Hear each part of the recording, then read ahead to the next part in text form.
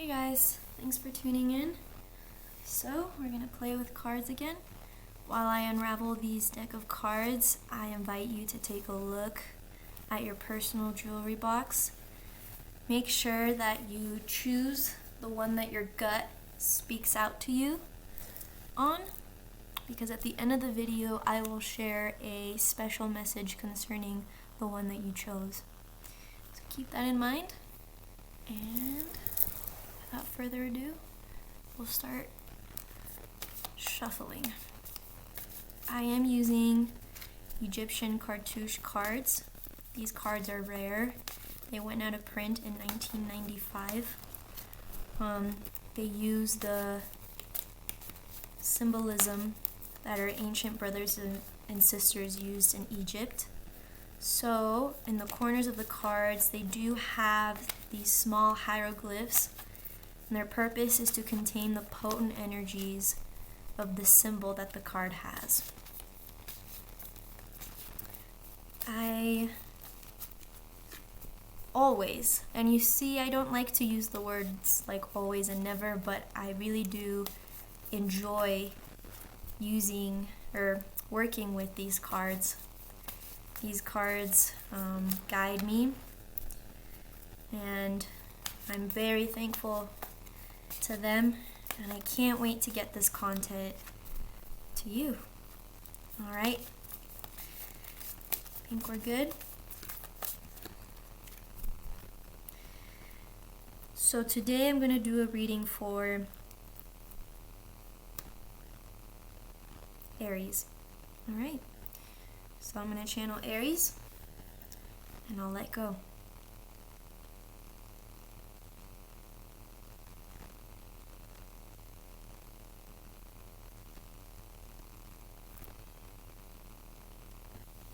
Okay, the number I got was 5. Alright, Aries. I will say I like you as friends. I don't think I can date you. But really, I mean, my opinion, great friends. Okay. 4 and 5. Beautiful. Okay, so I'm going to do the 5-point star spread facing you, the viewer. I will explain that in a minute. So first, let's get started. 1, 2, 3, 4, 5. Let me try that in Amharic, which is one of the languages in Ethiopia. And, ulet, sost, arat, amist. Okay, now I'm satisfied. Interesting. Okay, before I get into it, let me explain to you how this goes. Doing this for the first round of videos. I think after that I'll just leave it. So here is the star spread: nature of the problem, situation, or question, cause of the problem, reason for asking, factors to be considered, solution, comment given or advice, conclusion, end result or outcome.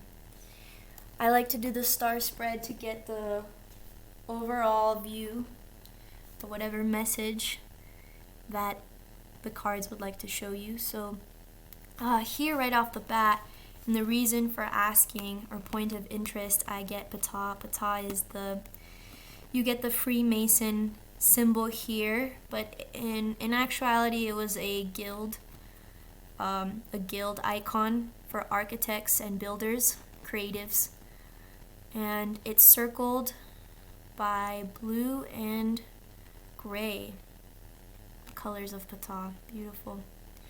So this is all things concerning hands, creativity. It requires the mind in a certain way. So this, your situation is productivity, creativity, consistency. Because Ptah isn't just like, the worker. It's Ptah is the friend of Amen Ra, and Amun-Ra is one of the aspects of the sun, and the sun is consistent. So in this, the reason for asking, the situation, problem, whatever, is about your productivity, creativity, and consistency. There is something concerning whatever it is that you're working on. Not concerning, but I mean, it's about whatever it is that you're working on right now. All right, Aries, beautiful. And here, in the reason for asking, we have bast. Now, this is a musical instrument, but it's more ceremonial than it is supposed to be musical, because this little black cat, I don't know if you can see that, is supposed to show the symbolism that this had in Bastet ceremonies. Bastet is the goddess of the cat. Anyway, I won't go into it. The point is that this was the prop symbol in those times for the athlete or the dancer. So in this case, what I'm getting for a reason for asking is there is an inquiry on being at the right place at the right time, moving gracefully in this situation. Reason for asking. And factors to be considered, we have Horus, beautiful. Horus was brought onto this world to avenge the death of his father. So this is the redemption principle right here. Factors to be considered. Interestingly enough, Horus was another one of the good guys. Honestly, I really like the second generation of the Egyptian pantheon because they had to deal with all of the effed up stuff of their parents. But that's the whole point of generations. Each generation we learn and we grow. And in this case, what I'm getting here is factors to be considered is, you see this eye? This eye is observing. Horus is looking at his parents, looking at his family situation, really learning from everything around him and using that as the strength to give him the redemption. Because again, he wasn't really fighting for himself. Everybody put their wishes on him. And he had to act on it because he knew that was his job. Interestingly enough, I'm not really getting that feeling here. I'm mostly just getting the fact that in terms of this, the productivity, the creation, whatever it is that this is symbolizing for you, there is an urgency to look at everything around you, take heed, take notes, learn from your older generation, and continue using that as strength. Beautiful. And here we have the dad. We have the son, and we have the dad, Osiris. Interesting. So, Osiris is the god of life. One of his counterparts is the god of life. The other counterpart is the god of the underworld because he was killed. He was one of the only gods in many stories that you'll hear that was able to be killed. So, what I'm getting here though, I mean, they paint his brother Set in a bad light, but to be quite honest, Osiris was doing some shady stuff and he ended up having to pay for it. The fact that this is showing up in your advice, don't worry, it's not really talking about karma. It's more like giving me the message that, okay, you want to move right? You got to act right. That's the advice. But it seems to show in an upright position in the sense where it's this learning from your past generation, learning from everything around you in your environment and using that as strength to fight can give you this integrity and dignity to do right. Beautiful. That's great, Aries. And here we have Sphinx. Interesting conclusion. Sphinx is better known as in the legend where Sphinx gave a riddle and people had to figure out the riddle or they had to pay with their lives. Now, that was just one representation of Sphinx because really Sphinx is silent, still, but still ferocious in this sense. The Sphinx is still and silent because the Sphinx knows many things and does not need to speak. Interesting. And so what I have here in the conclusion is discretion. Whatever it is that you're working on, whatever it is that you are asking about in terms of the productivity of what it is that you're working on, Sphinx is urging you to stay silent. Don't talk about it. You don't have to talk about it. It's saying it's proud of you. I'm almost getting that, like, you know, she's your guard. She is your guard right now. She is looking after you, and she is looking after whatever it is that you're working on. Because, why? Because you decided to move right, or your reason for asking was how to move right.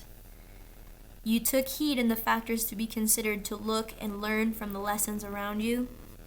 You decided that learning how to move right is acting right. And then you have protection. Beautiful. Okay, Aries. Nice. Okay, let me bring in your personal jewelry chest. Okay, this is what we got. So, if this necklace, which is coral with seashell, the one that you chose, the symbolism that I'm getting from this, or not the symbolism, sorry, the god that this is invoking is, oh my gosh, how can I forget? Shango. Shango is the Yoruba religion's god of creativity, of spark, of action. He is, I guess you would say, the hero. He is the hero. His days are Saturdays, so you can imagine just, you know, the energy that this god has. And for you to have picked him, it's urging you to act. Shango is urging you to act, continue doing what you're doing, and basically he is giving you the kind of power that he has to create.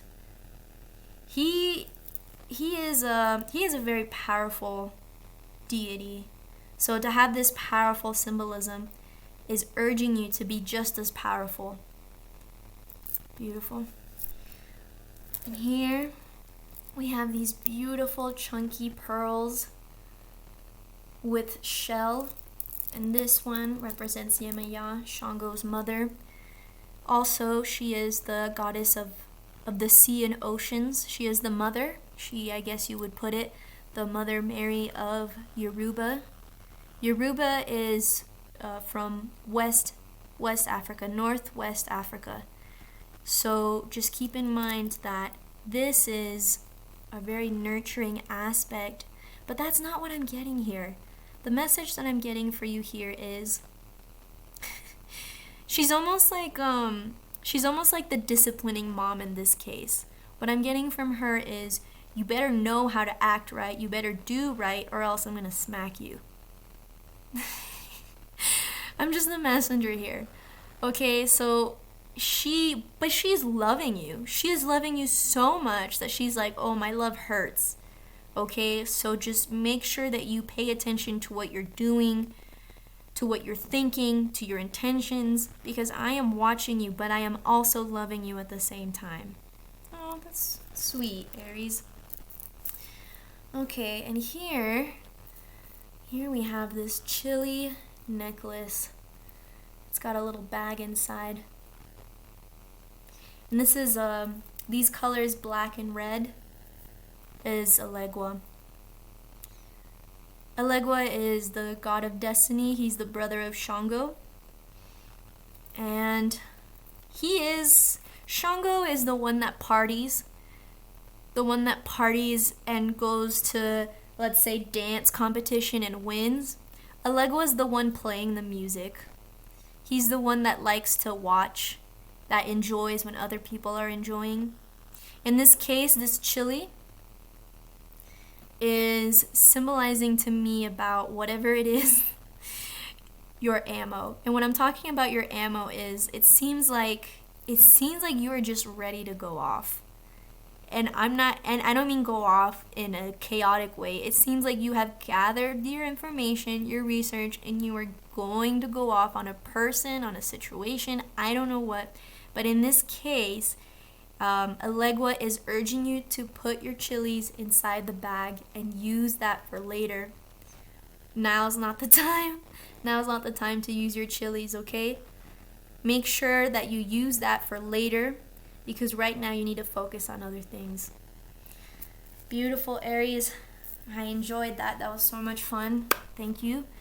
I really hope that everything goes well in your path.